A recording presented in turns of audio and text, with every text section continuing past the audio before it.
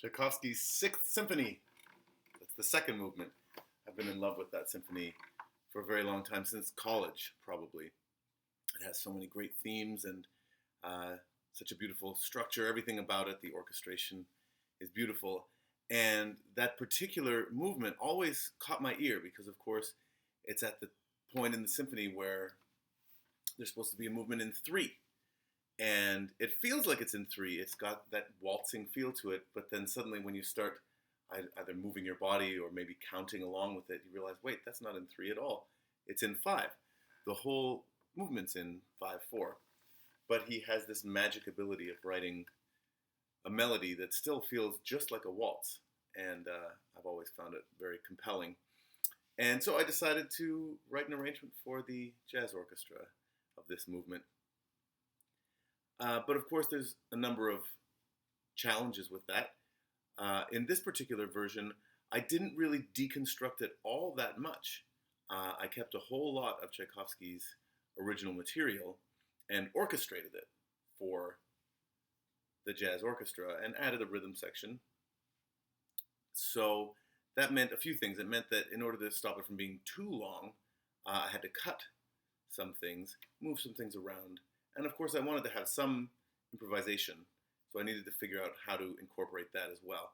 So I start with a fairly straightforward orchestration of the melody, although it's particularly fun because I have the bass trombone doubling the tenor saxophones on the melody right away, which makes for a bit of an unusual sound right at the very beginning.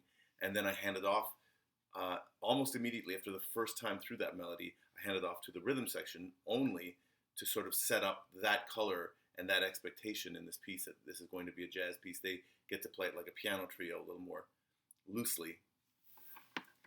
And then from there, there's quite a bit of material that is Tchaikovsky's in terms of his harmonization, his melodies, just spread out throughout the jazz orchestra. And then a little bit later than that, I reharmonize and get some real sort of more chromatic harmonies underneath that beautiful melody that he wrote.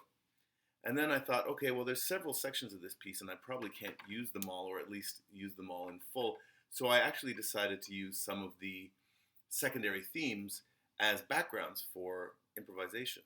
So on the first solo, for instance, there's this section, this really beautiful section later in the piece that goes mostly back and forth between C minor and A flat minor, like this, with the keeping the G in the melody that is a major 7 on the minor chord, like that, and it's really beautiful. So I slowed down that section so that it could take a little longer and the improvising could flow over it. So it sounds something like this.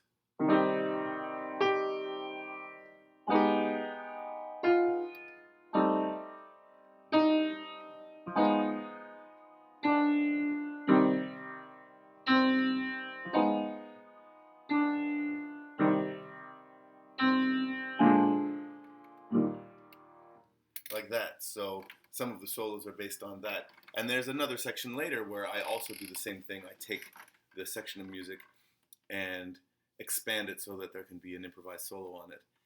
And then from there, we go back, right back into Tchaikovsky's scoring one more time through the reharmonization, and then we rise to this amazing, beautiful, sweeping climax that comes right out of Tchaikovsky's writing and into a coda, which is very similar to his coda, but sounds very different because of the nature of the orchestration with the rhythm section and the horns.